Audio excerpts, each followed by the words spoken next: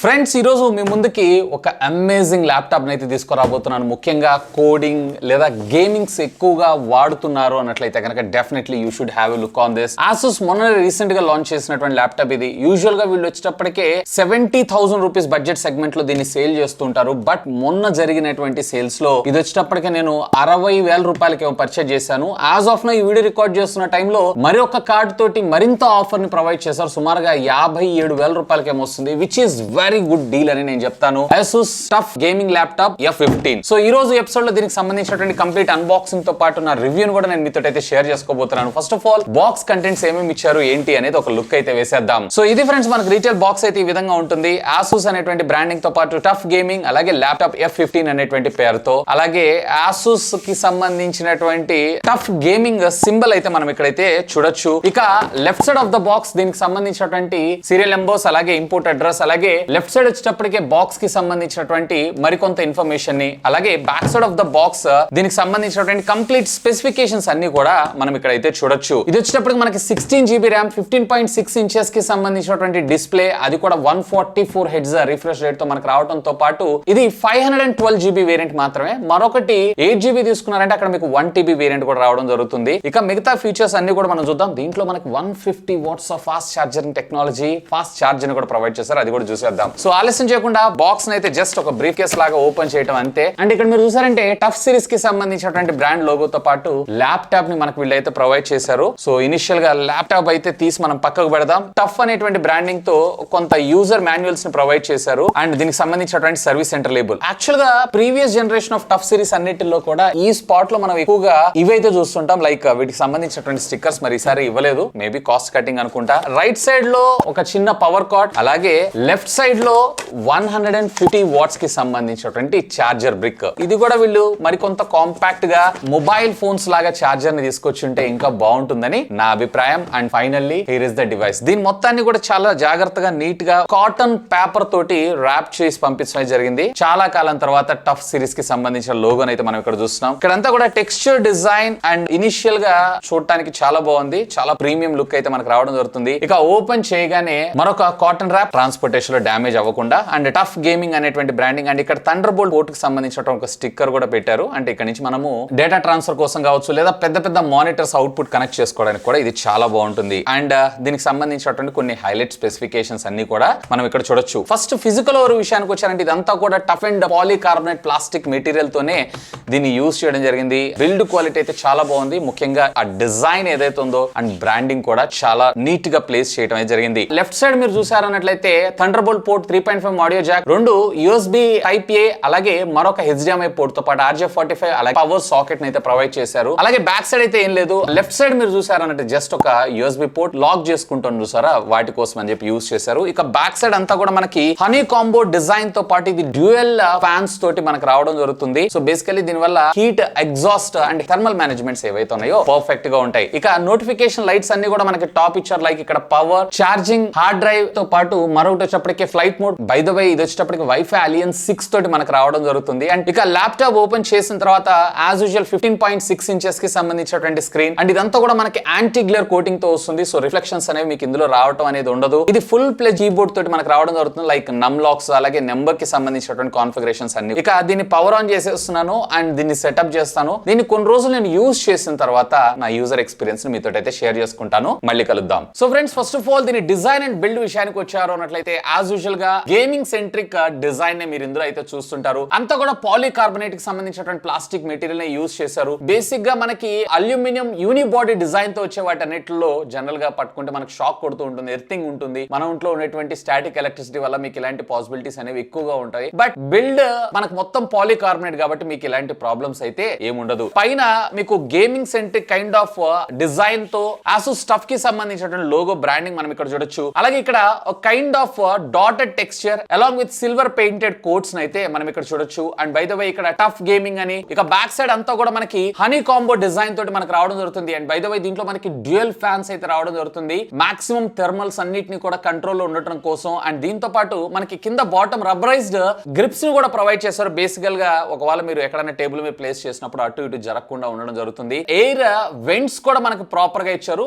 Air సక్ చేసి లోపల ఉండేటువంటి టెంపరేచర్స్ అన్నిటిని కూడా కంట్రోల్ చేయడం కోసం. అండ్ ఎగ్జాస్ట్ కోసం కొంత ఫ్యాన్ రేడియేటర్స్ అయితే మనకి ఇక్కడ ప్రొవైడ్ చేయడం జరిగింది. అండ్ బాటమ్ మీకు 2 వాట్స్ కి సంబంధించినటువంటి 2 స్పీకర్స్ ఉంటాయి. మొత్తం 4 వాట్స్ వస్తుంది. బట్ దీనికన్నా ఎక్స్టర్నల్ సోర్స్ లేదా హెడ్ ఫోన్స్ లేదా బ్లూటూత్ ద్వారా మీరు మీ డివైసెస్ ని కనెక్ట్ చేసుకొని మీరు ఆడియో అవుట్ మరింత బెటర్ గా తీసుకోవచ్చు. ఇక దీని టోటల్ వెయిట్ వచ్చేటప్పటికే సుమారుగా 2.3 kgs దాకా వస్తుంది. సో సాధారణంగా గేమింగ్ ల్యాప్టాప్స్ అని అంటే 2.5 kg అబోవ్ ఉంటుంది. సో 2.3 కాబట్టి ఈజీగా మనం ఎక్కడికంటే అక్కడ క్యారీ చేసుకోవచ్చు. పర్వాలేదు, బిల్డ్ క్వాలిటీ కూడా బానే ఉంది. ల్యాప్టాప్ ఓపెన్ చేయగానే మనకి ఇక్కడ స్టాండర్డ్ కీబోర్డ్ ని మన ముందు తీసుకొచ్చారు. ఎందుకంటే ఆబ్వియస్ గా మనకి 15.6 ఇంచ్ స్క్రీన్ ఉంటుంది కాబట్టి, స్పేస్ ఎక్కువగా ఉంటుంది కాబట్టి, ముఖ్యంగా నెంబరింగ్ టైపింగ్ చేసే వాళ్ళు ఎవరైతే ఉంటారో, ఎక్కువగా అలవాటు పడుతూ ఉంటారో మెయిన్ రెగ్యులర్ కీబోర్డ్స్ కి ఇది మీకు ఫ్యాంటాస్టిక్ అని చెప్తాను. టచ్ యొక్క ట్రాక్ ప్యాడ్ యొక్క సైజ్ కూడా పర్వాలేదు, బానే ఉంది. మల్టీ టాస్కింగ్ కూడా చాలా సునాయాసంగా చేసుకోవచ్చు. And left and right click buttons ని కూడా ఫిజికల్ గా మనకి ఇక్కడ ప్రొవైడ్ చేయడం జరిగింది. ఇది మనకి డైరెక్ట్ గా సాఫ్ట్ కీస్ లేదా ఈ ట్రాక్ ప్యాడ్ లోపల ఇంటిగ్రేట్ చేస్తుంటే ఇంకా బాగుండేదని నా అభిప్రాయం. అండ్ ఇంటర్నల్ కీ ప్యాడ్ కూడా పర్వాలేదు. రెగ్యులర్ గా మీ డే టు డే లైఫ్ లో టైపింగ్ చేసేటప్పుడు కీ ట్రావెల్ కూడా అంతా బానే ఉంటుంది. ఓకే ఈ బడ్జెట్ సెగ్మెంట్ లో అంటే ఇంక ఇంతకు మించి కూడా మనం ఎక్స్పెక్ట్ చేయలేం. అండ్ బై ద బై దీంట్లో మనకు వచ్చేటప్పటికే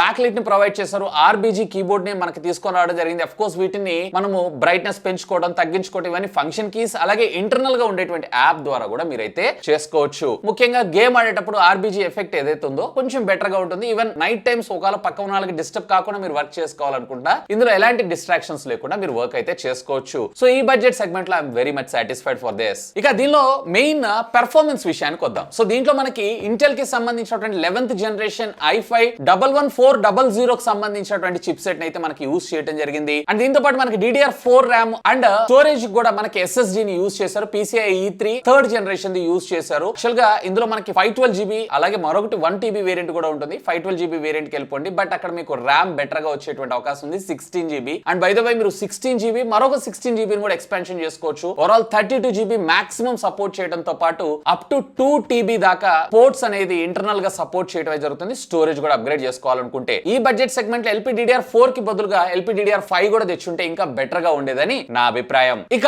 నెంబర్స్ అండ్ స్కోర్స్ గురించి మనం మాట్లాడుకుందాం. సినీబెంచ్ స్కోర్ లోను అలాగే గిగ్బెంచ్ స్కోర్ లోను మంచి నెంబర్స్ ని మనకు ప్రొవైడ్ చేస్తుంది. యూజువల్ గా మనం ఈ బడ్జెట్ ల్యాప్టాప్స్ అన్నిటిలో కూడా మనం ఇదే చూస్తూ ఉంటాం. బ్లెండర్ అలాగే క్రాస్ మార్క్ కి సంబంధించినటువంటి స్కోర్స్ కూడా పర్ఫెక్ట్, కానీ ఇంకొంచెం బెటర్మెంట్ ఉంటే ఇంకా బెటర్ గా ఉండేదని నా అభిప్రాయం. ఎందుకంటే ఇందులో మనకి NVIDIA కి సంబంధించినటువంటి 2050 గ్రాఫిక్ కార్డే ఉంది కాబట్టి మనం ఇంతకు మించి కూడా ఎక్స్పెక్ట్ చేయలేం. బట్ ఆ బడ్జెట్ సెగ్మెంట్ కి దీన్ని ఓకే అని అంటాను. అలాగే cross mark, 3D mark, PC mark scores విషయానికి వచ్చారు అన్నట్లయితే కనుక ఓకే.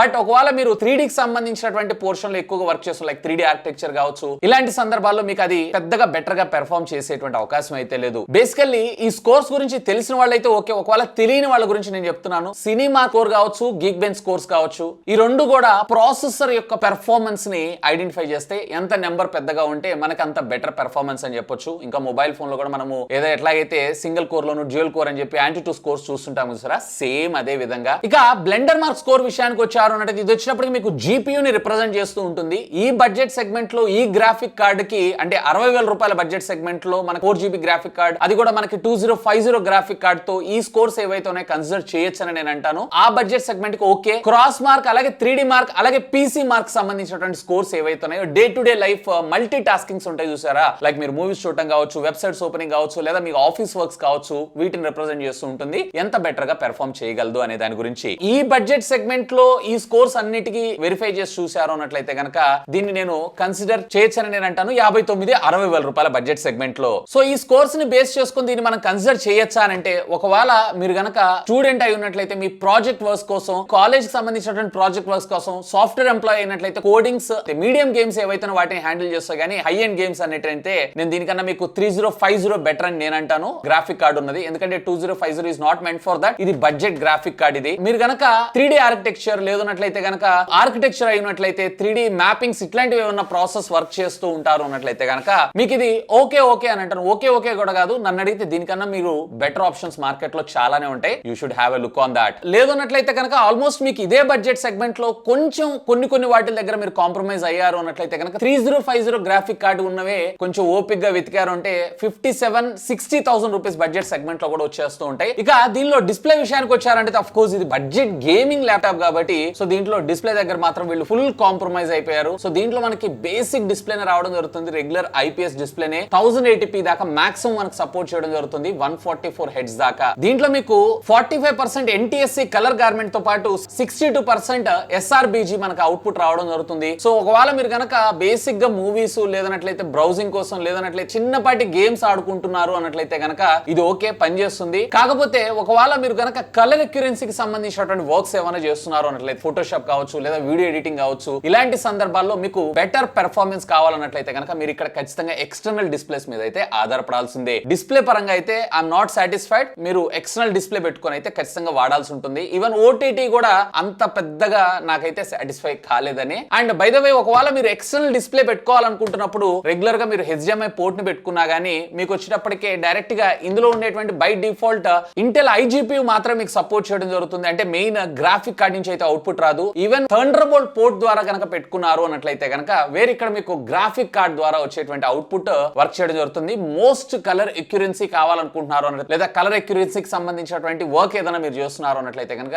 థండర్బోల్ట్ 4 ని సెలెక్ట్ చేసుకొని యూజ్ చేసుకోండి, మీకు బెటర్ అవుట్పుట్ వచ్చేటువంటి అవకాశం అయితే ఉంది. ఈవెన్ ఇప్పుడు మీరు చూస్తున్నటువంటి వీడియో ఏదైతే ఉందో దీనిలో ఉన్నటువంటి ఇంటర్నల్ వెబ్ కెమెరా ద్వారా నేను వీడియో రికార్డ్ చేస్తున్నాను అండ్ ఆడియో క్వాలిటీ కూడా ఇంటర్నల్ మైక్రోఫోన్ ద్వారా రావడం జరుగుతుంది. బేసిక్ 720p మీటింగ్స్ ఇట్లాంటి వాటన్నిటికి పనిచేస్తుంటుంది. ఒకవేళ మీరు గేమింగ్ లో మీ ఫేస్ తోటి మీరు గేమ్ ఆడుకోవాలనుకుంటున్నారంటే ఖచ్చితంగా మీరు ఇక్కడైతే డెడికేటెడ్ వెబ్ కెమెరాస్ ఏవైతే ఉన్నాయో వాటి మీద ఆధారపడాల్సి ఉంటుంది. అండ్ బై ద వే ఒకసారి ఆడియో శాంపిల్ కూడా వినేసేయండి.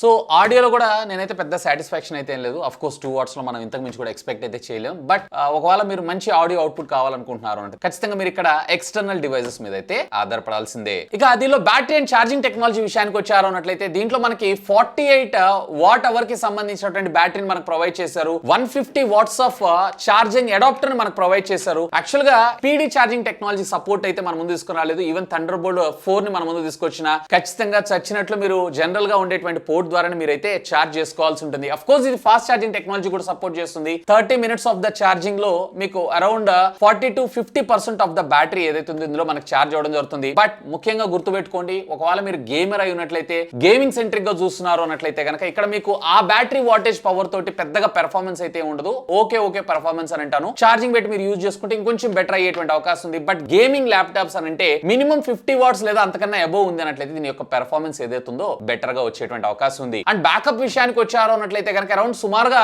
2.5 నుంచి 3 గంటల దాకా బ్యాటరీ బ్యాకప్ వచ్చే అవకాశం ఉంది. 100% నుంచి 0 దాకా హై పెర్ఫార్మెన్స్ టాస్కింగ్ చేశారు అన్నట్లయితే ఒకవేళ మీరు పెర్ఫార్మెన్స్ తక్కువగా యూజ్ చేశారంటే కొంచెం బ్యాకప్ ఎక్కువ వచ్చే అవకాశం ఉంది. మాక్సిమం అంటే 3.5 గంటలు అంతే. ఆ తర్వాత మళ్ళీ తిరిగి మనం అయితే రీఛార్జ్ చేసుకోవాల్సిందే. బట్ దీంతో పాటు పీడీ ఛార్జింగ్ ని కూడా ఇంక్లూడ్ చేస్తుంటే ఇంకా బాగుండేది. ఎందుకంటే మన మొబైల్ ఫోన్స్ లో ఆల్రెడీ 60 వాట్స్ 80 వాట్స్ అలాగే 100 వాట్స్ కూడా వస్తుంది కాబట్టి సింపుల్ గా ఈజీగా ఎక్కడికంటే అక్కడ క్యారీ చేస్తూ మనం ఛార్జ్ అయితే చేసుకోవచ్చు. బ్యాటరీ బ్యాకప్ విషయంలో నాకైతే పెద్ద సాటిస్ఫాక్షన్ అనిపించలేదు. ఈవెన్ పెర్ఫార్మెన్స్ కావాలన్నా గానీ మనం అబోవ్ 50 వాట్స్ ఉంటే బెటర్ అయ్యేటువంటి అవకాశం ఉంది. 70 వాట్స్ ఉంటే ఇంకా బెటర్ అవుట్పుట్ మీరైతే తీసుకోవచ్చు. ఇక ఫైనల్ గా నా కంక్లూజన్, అసలు ఎవరికి ల్యాప్టాప్? ఒకవేళ మీరు 60,000 రూపాయల బడ్జెట్ సెగ్మెంట్ లో స్టూడెంట్ ప్రాజెక్ట్స్ కోసం లేదన్నట్లయితే సాఫ్ట్వేర్ కోడింగ్ కోసం దాంతో పాటు మీరు మీడియం గేమ్స్ ఎక్కువగా ఆడుతుంటారు అన్నట్లయితే కనుక definitely you should have a look on that. But ఒకవేళ 3D ఆర్కిటెక్చర్ కావచ్చు లేదా 3D కి సంబంధించినటువంటి డిజైనర్ కావచ్చు అంత పెర్ఫార్మెన్స్ అవుట్పుట్ అయితే ఇవ్వదు. దీని బదులుగా మీరు గ్రాఫిక్ కార్డ్ లో ముఖ్యంగా ఎన్విడియాకి సంబంధించినటువంటి 3050 గానీ లేదా 4050 గ్రాఫిక్ కార్డ్స్ అది కూడా